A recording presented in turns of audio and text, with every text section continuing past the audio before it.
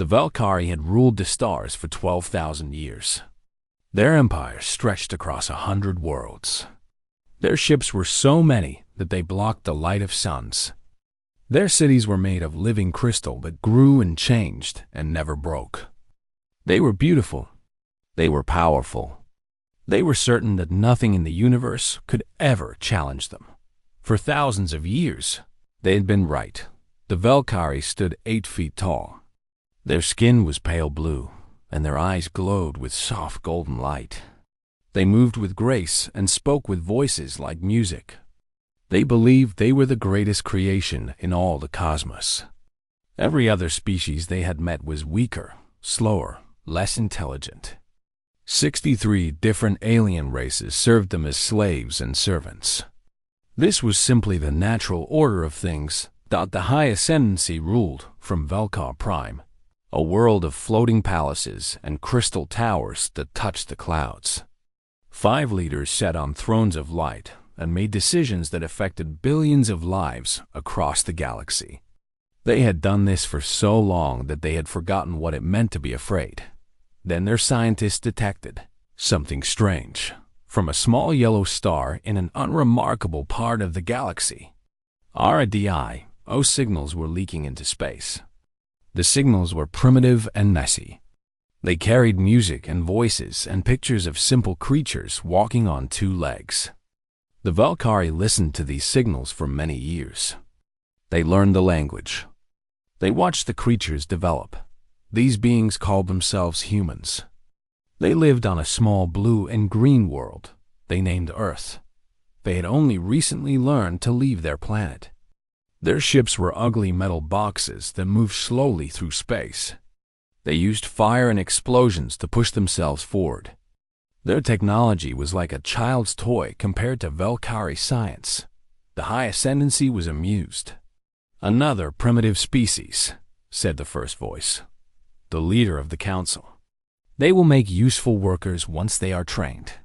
The council agreed. They had done this 63 times before. They would send ships. They would explain the situation. The primitives would resist at first. They always did. Then they would see the power of the Valkyrie and understand that resistance was foolish. They would bow. They would serve. This was how it had always been. A fleet of 47 warships was sent to the human system. These were not the largest ships in the Dominion. They were not needed for such a simple task. Each ship was still a kilometer long, covered in weapons that could melt mountains and shields that could stop nuclear bombs. Against the humans, they might as well have been gods. The fleet arrived at Earth and took position around the planet.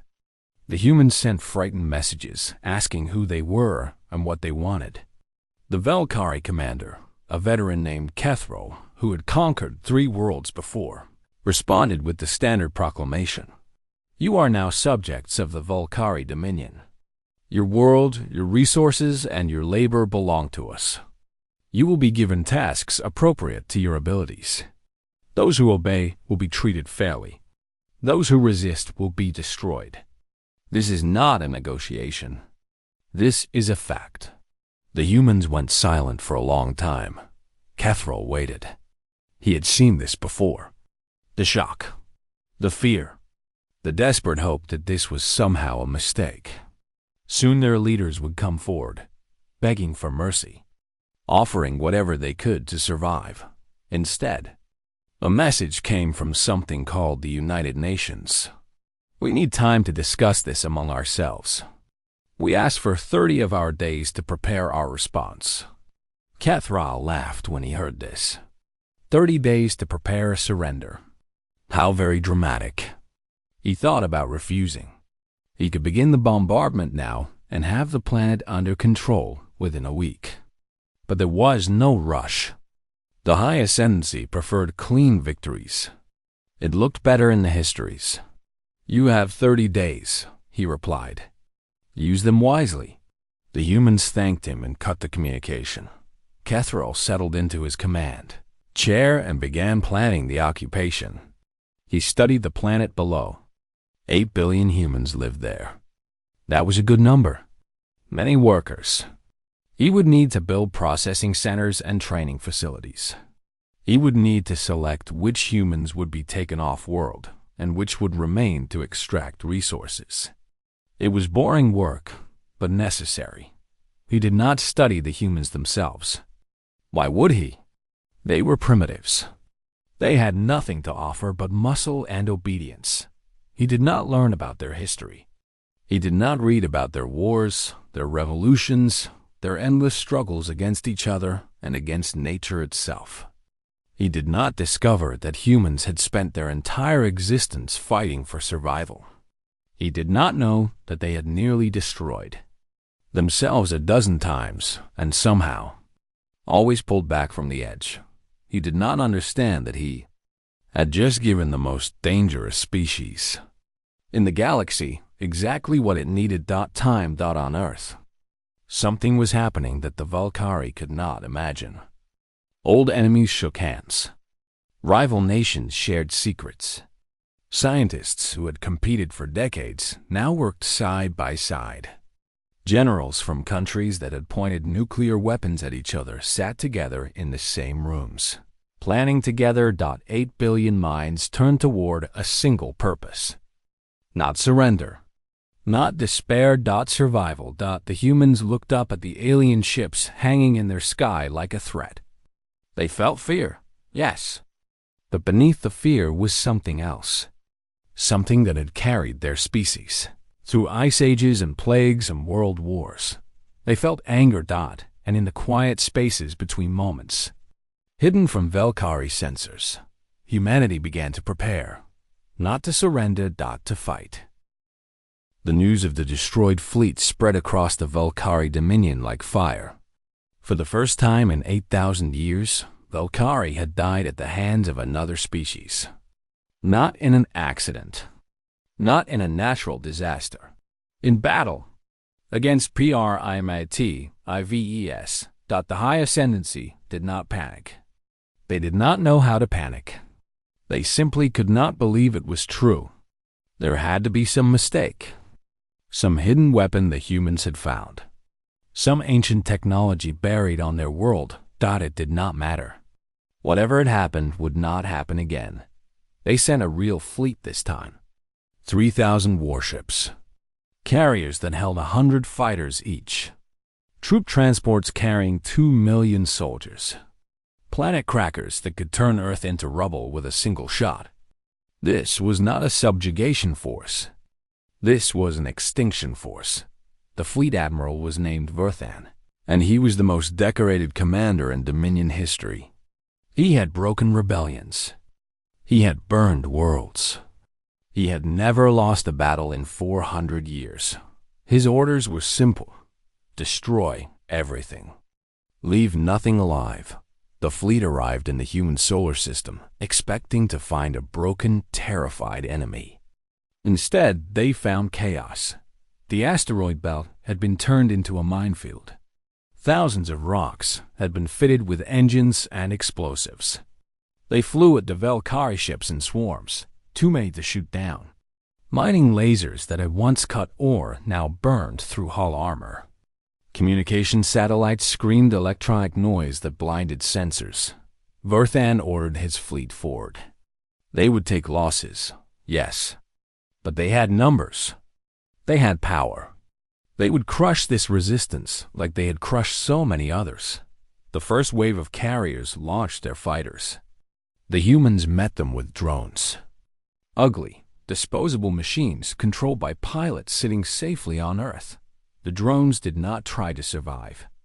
They rammed directly into Valkyrie fighters, trading one for one.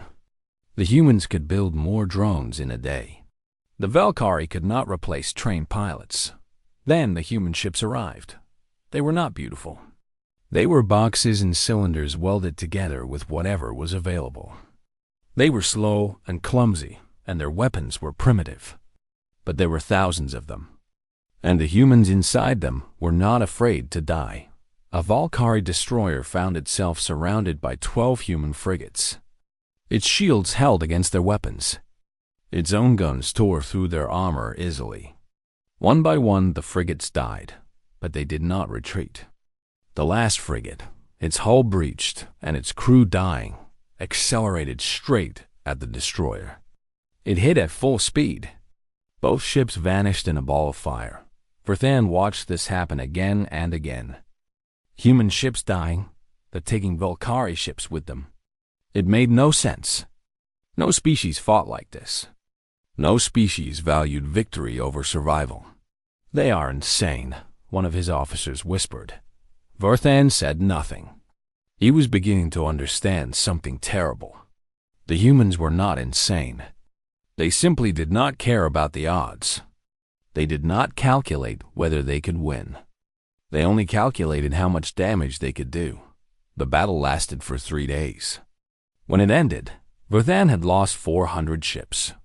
The humans had lost nearly everything. Their fleet was gone. Their asteroid defenses were shattered. The path to Earth was open. Verthan gave the order to advance. Then something happened that changed everything. The humans broadcast a message. Not a surrender. Not a plea for mercy. A video. It showed a human city burning. It showed Valkyrie weapons falling from the sky. It showed children crying and mothers screaming and old people dying in the streets. And at the end of the video, a human man looked into the camera with blood on his face and fire in his eyes. He spoke words that would echo across the galaxy for 1,000 years. This is what they do. This is what they have always done. They think they can break us. They are wrong. Every death makes us stronger. Every city they burn adds fuel to our fire. We will never stop.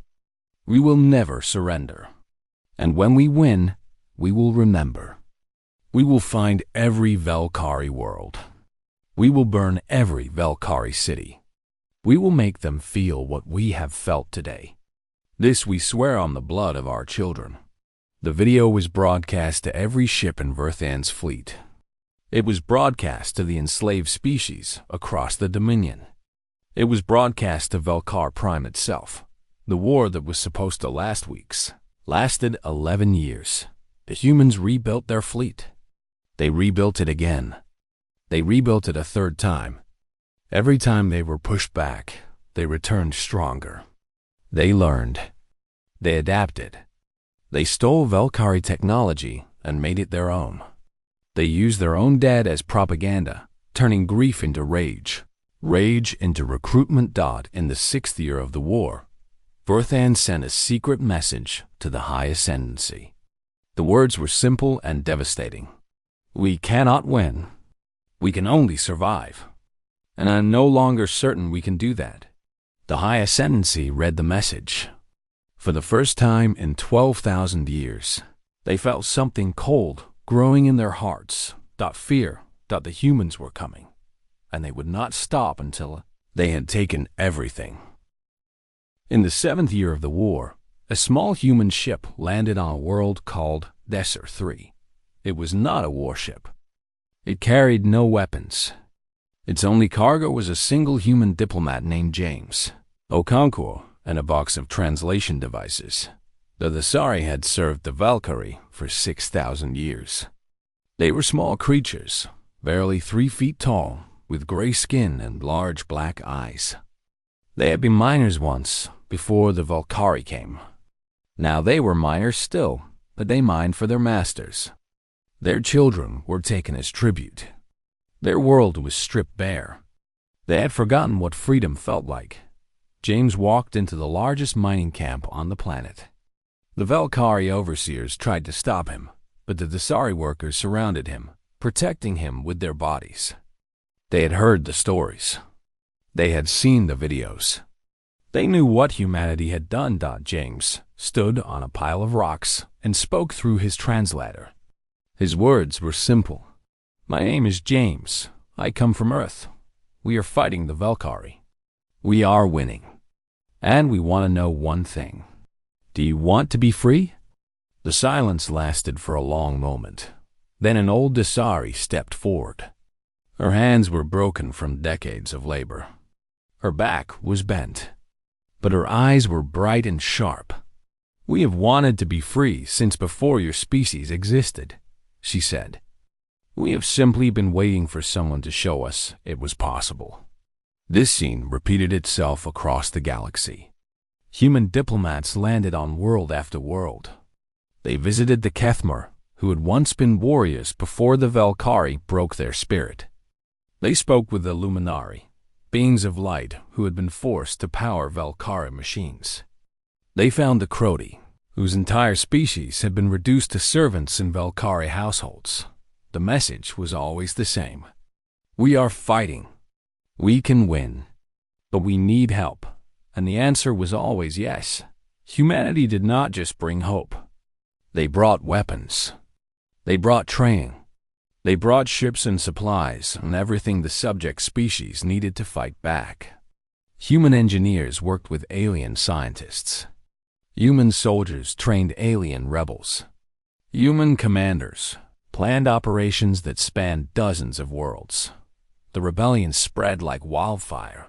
The Valkyrie had always maintained control through fear. They had kept the subject species isolated from each other. They had convinced them that resistance was impossible, that the Dominion was eternal, that there was no alternative. Now there was an alternative. A species of primitives from an unremarkable world had looked at the impossible and said no. They had bled. They had suffered. They had lost billions of their own people. And they were still fighting. If the humans could do it, why not the Thesari? Why not the Kethmer? Why not all of them together? The Dominion began to collapse from within. Supply lines were sabotaged. Military bases were attacked by workers who had served them faithfully for centuries. Ships were stolen in the night. Entire worlds went dark, cutting off communication with Velkar Prime. The empire that had seemed so strong, so permanent, so certain, was rotting from the inside. The Valkyrie tried to respond. They sent fleets to crush the rebellions. But for every rebellion they destroyed, 3 more appeared. They could not be everywhere at once. They could not fight a war on 100 fronts. They had never needed to. They had never imagined they would have to dot in the 9th year of the war. The High Ascendancy made a decision that would have been unthinkable a decade before. They sent a message to Earth. They requested negotiations. They offered to release humanity from any claims and to sign a peace treaty recognizing human independence.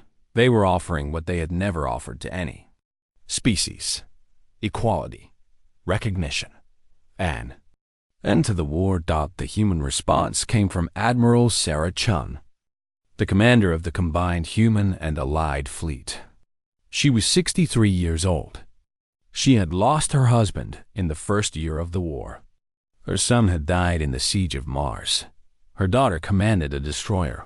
Somewhere in Valkyrie space, she read the offer carefully. Then she wrote her reply. "We are not interested in peace.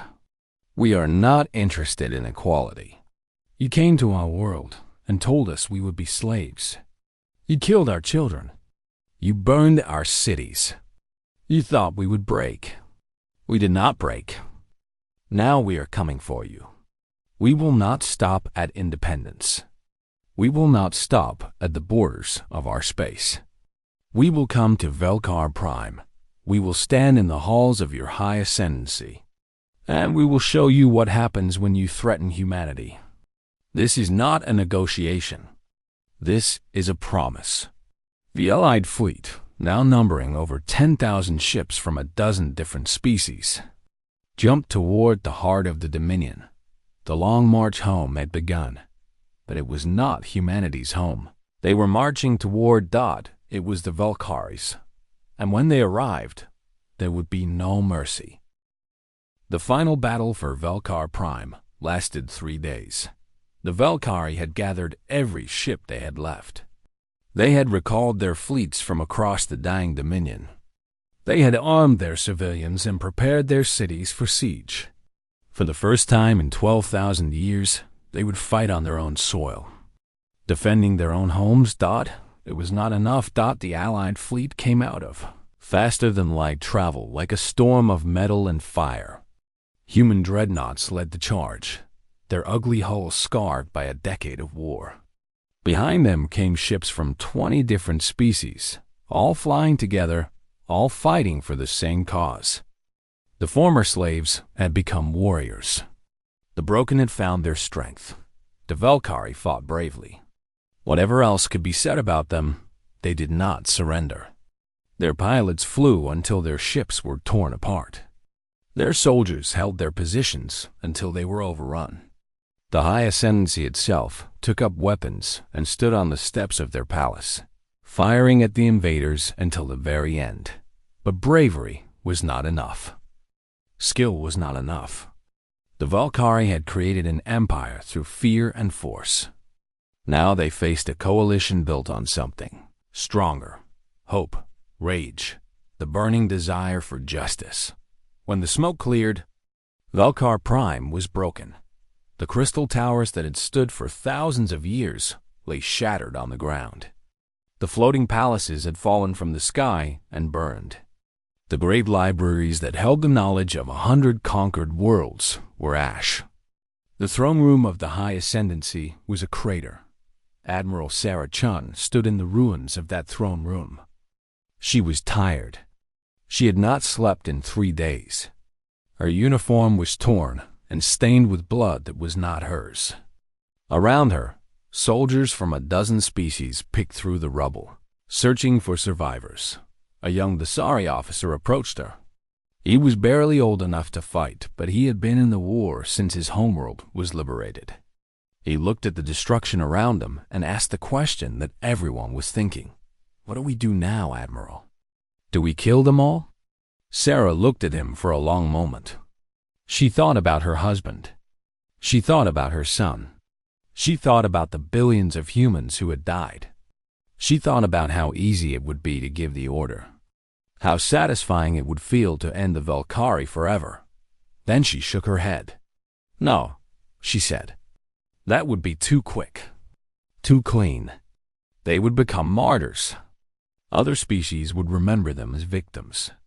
That is not what they deserve. The punishment humanity chose was far worse than death. The surviving Valkyrie were gathered.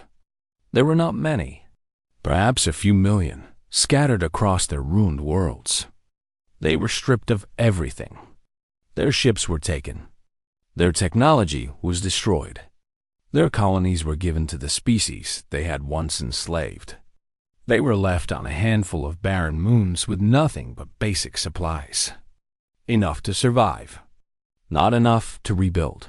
And then humanity did the cruelest thing of all. They forgot. The new galactic community, built by humans and their allies, simply stopped talking about the Valkyrie. They were not mentioned in news broadcasts. They were not included in trade agreements. Their language was not taught. Their history was not studied. They were erased from the conversation of the cosmos. The species they had enslaved refused to even speak their name. When a Valkyrie ship appeared at a station, it was turned away without a word. When Valkyrie refugees begged for help, they were ignored. It was not hatred. Hatred would have required acknowledgement. It was something worse. Indifference. Within 3 generations, the Valkyrie language was dead. No one outside their barren moons spoke it. No one remembered it. The great empire that had stretched across 100 worlds became a footnote. A cautionary tale, a story told to frighten children. 1,000 years later, a human archaeological team landed on Valkar Prime. The leader was a woman named Dr. Lin Chun. She was a distant descendant of Admiral Sarah Chun, though she did not know it. The records had been lost long ago. The team walked through the ruins of what had once been the greatest civilization in the galaxy. They cataloged broken spires and collapsed buildings. They photographed faded murals that showed tall, blue-skinned beings in poses of triumph and glory. They dug up artifacts that no one could read anymore. In what had once been the throne room of the High Ascendancy, Dr. Chun found a cracked crystal tablet half buried in the dirt. She brushed away the dust and scanned the inscription. Her translation software struggled with the dead language, but eventually produced a result. The Valkyrie Dominion, eternal and unbreaking, masters of the stars, lords of all they survey. Dr. Chun looked at the words for a moment. Then she shrugged, log defined in her database, and moved on to the next section of ruins. That evening, back on her ship, she filed her report. Minor archaeological site. Evidence of pre-spacefaring civilization. No significant finds. Recommend low priority for future study. She had dinner with her team. They talked about their families and their plans for the next dig. Someone told a joke and everyone laughed. No one mentioned the Valkyrie again. On 1,000 worlds, the story was still told. Young species, just joining the galactic community, heard it from their neighbors. Traders passed it along in quiet conversations. Parents whispered it to their children. The humans are kind, the story went. They helped us when we had no hope. They freed us when we had no strength. They are good friends and generous allies. But never threaten them. Never attack what they love. Never assume their kindness is weakness. There was a species that made that mistake once. They were old and powerful, and they thought they would rule forever. Do you know their name? No, neither does anyone else. And that is why you must remember this lesson. On the barren moons where the last Valkyrie lived, an old one looked up at the stars. She was the last of her kind who remembered the Empire. She was dying, and she knew it. Soon there would be no one left who could read the old language. No one who remembered the crystal towers and the floating palaces. She whispered a prayer in a tongue that no one else in the universe understood. Then she closed her eyes and was gone. The stars continued to shine. The galaxy continued to turn. And humanity, the species that had once been dismissed as primitive and weak, continued to grow and explore and build. They had challenged a god and won, and the god had been forgotten.